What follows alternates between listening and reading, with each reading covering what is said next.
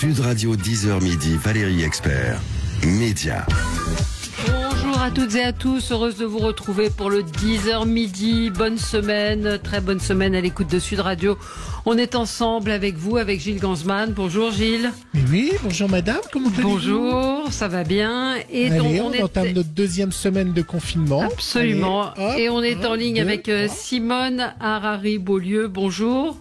Vous êtes avec Bonjour, nous. Valérie Expert. Bonjour, ravi de vous recevoir ce matin, ravi de vous avoir sur Sud Radio. On vous avait déjà reçu à plusieurs reprises. Oui, vous êtes absolument, vous êtes productrice et vous êtes la productrice donc de cette formidable fiction qui a cartonné la semaine dernière, qui est un hommage au général de Gaulle. Enfin, hommage, c'est un biopic comme on dit, mais qui est assez différent de ce qu'on a pu voir jusqu'à maintenant. Donc on va en reparler dans un instant. Alors Gilles, la question du jour justement, elle est en lien avec ça.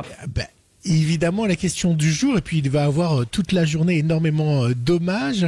Est-ce que vous êtes nostalgique du général de Gaulle? C'est la question qu'on vous pose. Vous pouvez aller voter sur le Twitter de Sud Radio et répondre à notre question. Et bien pour l'instant, oui, à 65%, nos auditeurs sont nostalgiques du général de Gaulle. Ils n'ont pas oublié.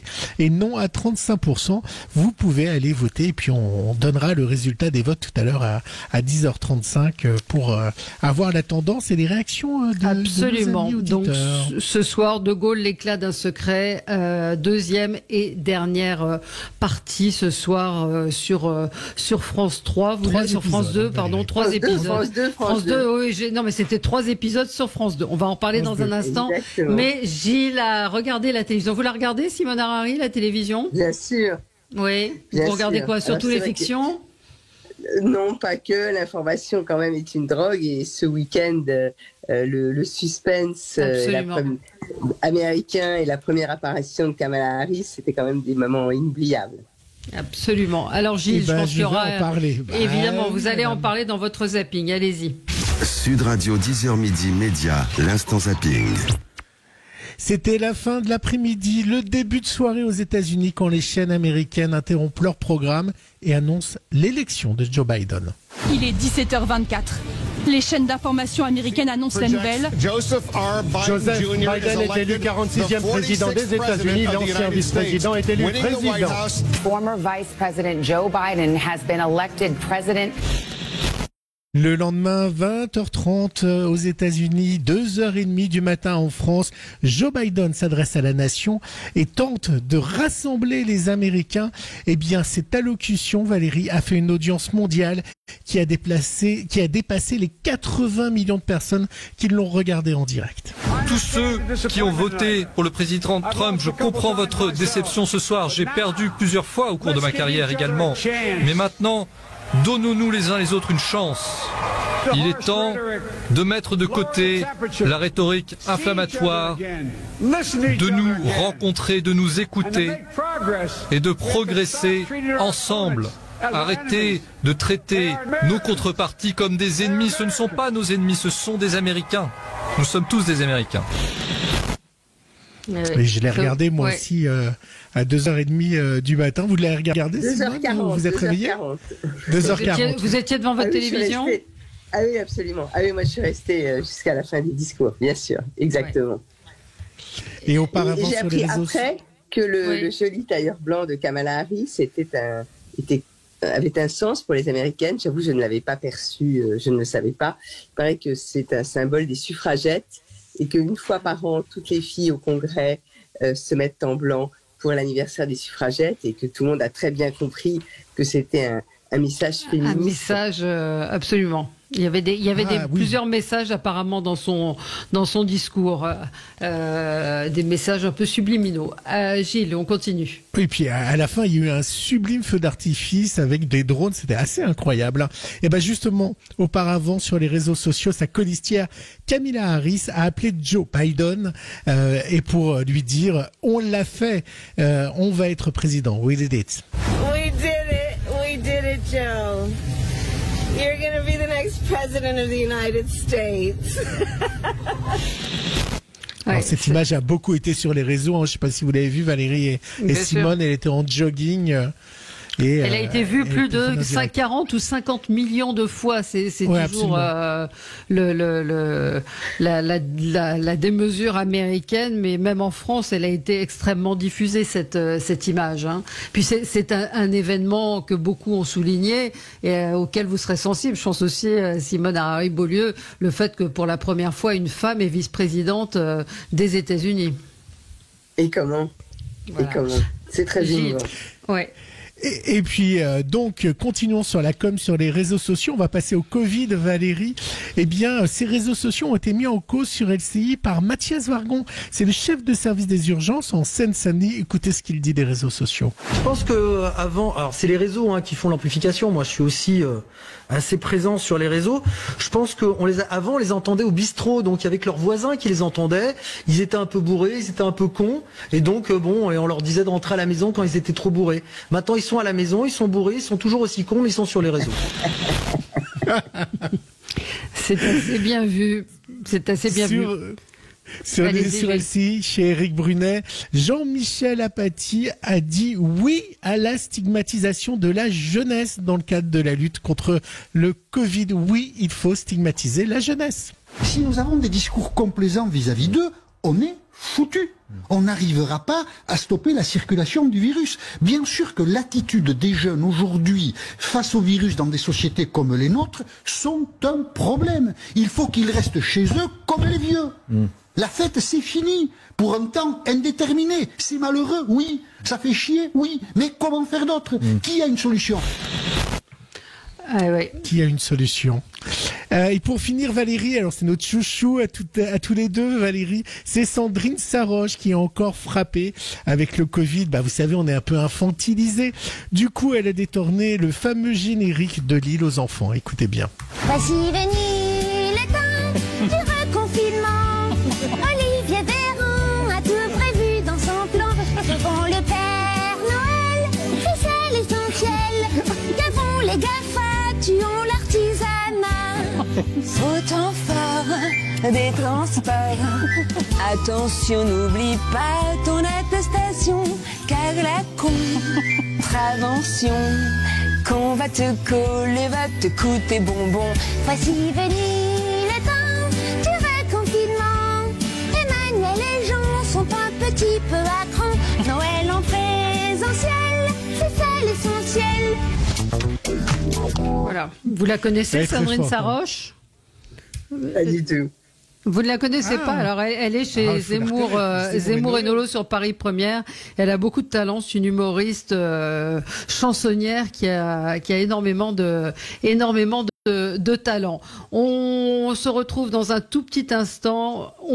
Tout de suite, oui, on va parler. On n'a pas, oui, je sais plus où on en est, moi, des pubs, des machins, où on en est. On va parler de, le général de Gaulle est mort il y a exactement 50 ans, le 9 novembre 70.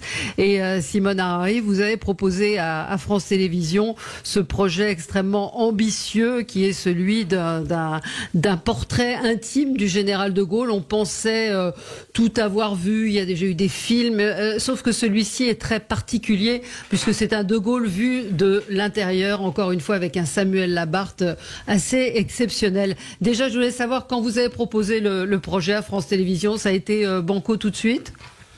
Ça n'a pas été banco tout de suite, mais comment imaginer que quelque chose concernant le général de Gaulle se ferait sans difficulté, sans résistance, sans illustrer ce qui a été finalement les conquêtes et les mérites et les paris de sa vie. Et je comprends aussi que comme il y avait depuis un grand nombre d'années plus du tout de fiction historique ou de fiction, je dirais, d'admiration, ça n'était pas évident comme décision éditoriale à prendre. Et donc j'ai été évidemment très heureuse quand Anne Holmes et Delphine Ernotte ont finalement, avec un petit peu d'insistance de mon côté, accepté ce pari pour cette année triplement anniversaire. Mais la difficulté, vous le soulignez, c'est d'être à hauteur d'homme et de ne pas simplement feuilleter un livre d'histoire, de ne pas simplement avoir des pages glorieuses, mais surtout d'avoir ses doutes, ses propres tourments intérieurs, ses propres... on ne décide pas comme ça, tout d'un coup, allez, la fleur au fusil, à moins d'être irresponsable, de défier, d'incarner à soi seul la France. Enfin, on voit bien, je trouve, à la fois dans la première partie, qui est passée lundi dernier et qui est encore maintenant sur tous les sites de replay, et ce soir, il y a tous les épisodes en replay d'ailleurs. Il y a tous les épisodes, absolument, en preview et en replay. Et ce soir, dans la deuxième partie, une chance que finalement Churchill n'a pas eue, qui est de revenir au pouvoir, presque 10 ans après la fin de la guerre, en 1958, pour livrer d'autres combats. Et vous l'avez dit, c'est à la fois l'éclat et le secret. Et le secret, c'est bien sûr tout ce qui est ce qu'on sait de sa vie affective, encore une fois, de ses doutes intellectuels, métaphysiques, de ses trous d'énergie, des moments où lui-même a dû prendre sur lui pour pas tout envoyer balader. Et ce sera très, très fort dans les épisodes de ce soir. Oui. Alors, on signale quand même, c'est réalisé par François Vell, c'est écrit par Jean de Louis Vell, Valérie. Oui. De Louis Vell de Frédéric Hébrard. Et de Frédéric Hébrard. Des chansons, Compagnons de la Libération. On a tous, vous aviez cité le nom des scénaristes. Absolument. Valérie Expert, Jacques Santamaria et Patrice Duhamel. Je dirais que pour nous tous, tout d'un coup, on s'est trouvé en mission d'avoir à transmettre quelque chose de plus grand que nous et de penser que la télévision publique était vraiment le lieu idéal pour à ce moment de notre histoire. Le faire. Et le premier épisode, il y a 3 épisodes ce soir, comme la semaine dernière, s'appelle Premier des Français.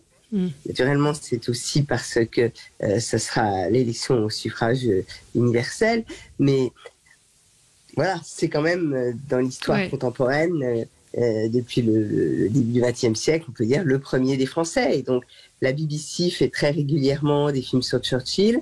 Vous avez raison de dire qu'il y a eu des films, mais par exemple, le très beau film avec Lambert Wilson se termine avec le discours de 18 juin, qui est la moitié de notre premier épisode. Donc, le fait d'avoir 30 ans à couvrir, d'avoir un Samuel Labarthe qui change complètement d'allure, comme la différence entre un homme de 50 ans et un homme de 80 ans. Constance Delay, qui elle aussi est formidable, Yvonne. Qui est une Yvonne bouleversante, je trouve, de force intérieure et qui ressemble aux femmes de cette génération, c'est-à-dire des femmes qui ne faisaient pas des grands discours, mais d'un regard marquaient une désapprobation ou quelque chose dont on se rend compte. Et le dernier épisode sera aussi l'occasion d'une évocation de leur histoire d'amour absolument sublime. Et entre les deux, un autre épisode qui s'appelle Le chagrin des hommes, qui sera toutes les contrariétés qui ont émaillé le retour du général de Gaulle, et en particulier mai 68, qui est un moment incroyable. Le choix de Samuel Labarthe, comment il s'est fait, parce j'ai lu qu'il avait des heures et des heures de maquillage, et effectivement, il incarne, il est le général de Gaulle. Il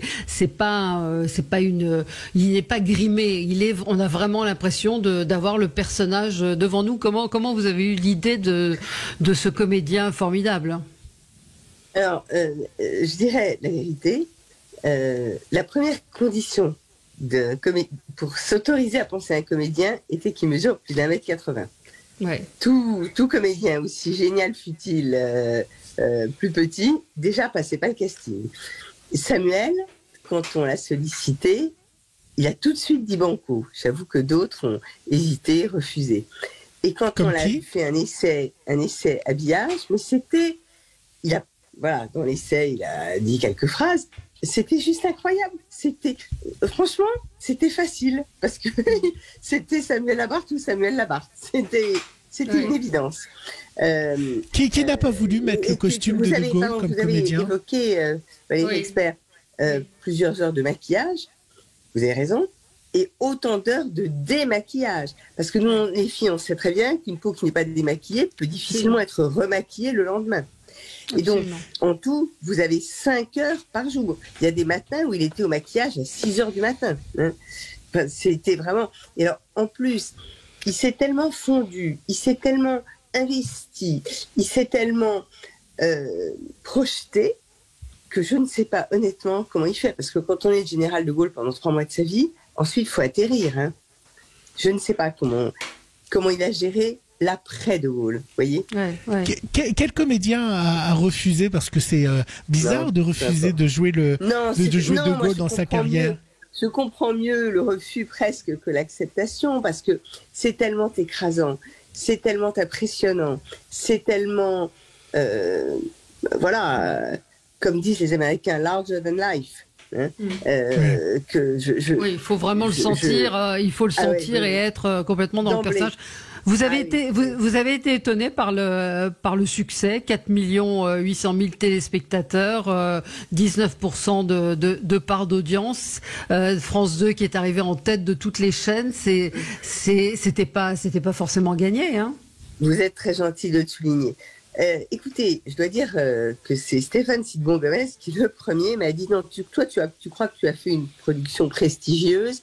Eh bien, moi, je te dis que tu vas faire un hit d'audience. » Je dois dire que, voilà, nous, on voulait être fidèles, on voulait ne pas être ringard, on voulait être moderne, parce que François Vell, vous avez évoqué son nom, il vit à Los Angeles, il fait des séries américaines, et on voulait absolument qu'il y ait un look and feel qui soit The Crown, qui soit pas un truc franchouillard.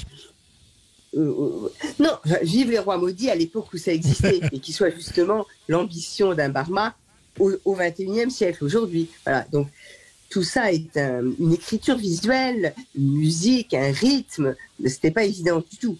Donc on avait ce souci de respect, de fidélité et de modernité, mais honnêtement, c'était pas du tout évident que ce soit un grand succès d'audience. Vraiment pas. C'était un immense bonheur parce que j'ai reçu des témoignages, vous l'avez dit tout à l'heure, de gens disant « Ah, ça fait du bien !» ça fait du bien, mais de niveau d'études et de tellement différents. Mais incroyable. En tout cas, quand vous avez 5 millions de spectateurs, vous avez tout le monde. À la fois des gens qui ont beaucoup d'instruction, d'autre part, des gens de droite, des gens de gauche, des gens intello et des gens qui ne le sont pas, et quand même plus de femmes. Et je dois dire, d'être très au-dessus de la moyenne de la case, c'est une satisfaction. Franchement, dans une vie de productrice, c'est incroyable. Alors, pourvu que ce soit, tous les gens reviennent. Moi, j'ai regardé j'ai regardé les premiers épisodes et j'avais une question. On voit beaucoup de plans sur Samuel Labarthe qui écrit. Donc je voulais savoir si c'est la vraie écriture du général de Gaulle et si ça a été étudié, si c'est lui qui a appris à écrire comme lui ou si c'est un graphologue qui a écrit à la place de Samuel Labarthe, parce qu'il y a beaucoup de plans de lui qui signe, de lui qui écrit des lettres. Il y a beaucoup de plans comme ça dans les 3 premiers épisodes. Donc je voulais savoir, est-ce que déjà c'est la vraie écriture du général de Gaulle et est-ce que c'est Samuel Labarthe qui a appris à écrire comme de Gaulle? Alors, vous posez des très bonnes questions, et ce sera le cas encore dans les 3 suivants. C'est aussi, d'abord, c'est avant tout une chose de génération. Charles de Gaulle est né au 19e siècle. C'est un homme de l'écrit. C'est un homme qui a écrit ses mémoires. On fait parfois le parallèle avec les mémoires de Churchill. Je rappelle que Churchill n'a pas eu le prix Nobel de la paix, mais le prix Nobel de littérature. Et ce sont des géants de l'histoire qui s'exprimaient par l'écrit, et l'écrit, c'est l'écrit manuscrit. Alors ensuite, la deuxième question que vous soulevez, c'est bien Samuel qui écrit, et naturellement, donc c'est son écriture à lui, ce n'est pas un graphologue qui imite, et avec la tentation de se rapprocher un peu du type d'écriture de génération. On sait tous, quand on regarde l'écriture de parents, que les générations et d'ailleurs les cultures font qu'on n'écrit pas tout à fait de la même façon.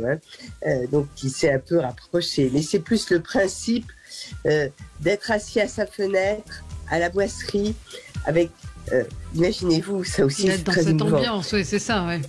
D'être dans cette ambiance, avec cette vue sur 3 côtés, et la pièce à 6 côtés, comme l'Hexagone qu'est la France, et a été reconstruite voulu ainsi par le général de Gaulle parce que la boisserie avait été très abîmée par des bombardements pendant le début de la guerre. Et voilà, c'est plus ce type de réflexion. Vous verrez, il le dira, le mot juste, c'est quelque chose qui est une torture. Et c'est aussi pour ça qu'on peut être très fidèle à ce qui s'est passé, parce qu'on sait les états d'âme et ce qui a amené Charles de Gaulle à telle ou telle décision. Je ne dirais pas hésitation, mais quand même, c'est pas quelqu'un qui s'en tenait à sa première intuition. Alors, juste une dernière question. Michael, qui est un fidèle auditeur, nous dit, y aura-t-il des spéciales de Tout le monde veut prendre sa place? Parce que vous êtes une productrice éclectique. Soulignons que ça n'a rien à voir. Ça n'a strictement rien à voir, mais vous êtes productrice, donc vous produisez à la fois des jeux, des fictions, des séries. Alors, est-ce qu'il y aura des spéciales? Oui. Est-ce qu'il y aura des spéciales?